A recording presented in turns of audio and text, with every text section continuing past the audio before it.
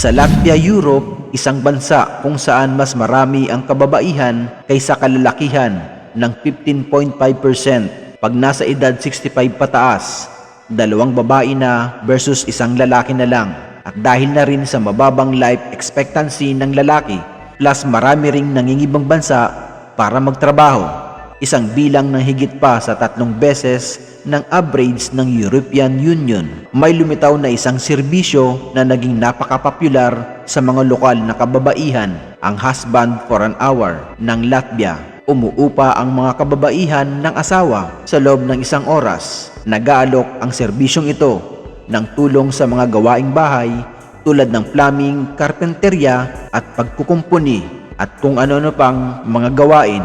Lalo itong umunlad sa gitna ng kapansin-pansing kakulangan ng mga lalaki sa Baltic states sa Europa. Isang babaeng Latvian ang nagsabi na 98% ng kanilang mga katrabaho ay kababaihan at ang karamihan sa kanyang mga kaibigan ay nakikipag-date sa mga dayuhang lalaki. Sa harap ng realidad na ito, ang serbisyong asawa sa bahay sa loob ng 1 oras ay naging isang praktikal na alternatibo. Dahil dito, nag-viral yung konsepto ng umuupa ng asawa sa loob ng 1 oras. Pero hindi romance ang usapan, handy husband lang.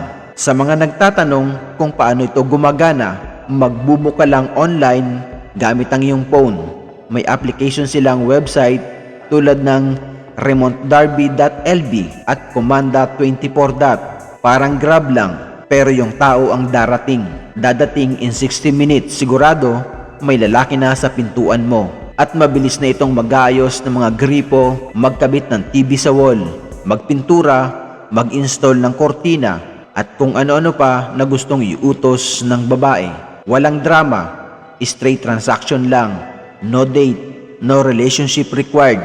Pagkatapos ng mga gawaing bahay na iyon, magbabayad agad ang babae tapos aalis na ang lalaki. Magkano ang rate? Mga $44 per hour o 18 to 25 euro. Kaya ito tinawag ng mga Latvian na nationwide husband vacuum. Yung problema nila, hindi na nila kaya pang maghintay ng forever partner para lang maayos yung lababo nila, para ma-fix ang mga gamit sa loob ng bahay nila. Kaya ginawa na lang nila itong service, parang food delivery o taxi. Hindi lang pala sa Latvia, Europe meron ito, kundi sa UK. 2022 pa nagsimula at nag-viral nga si Laura Young kasi inupa niya yung asawa niyang si James for DIY work. $44 per hour din siya. Kaya naging popular siya ngayon sa Latvia. Practical solution sa man shortage nila. Hindi romance, kundi convenience lang.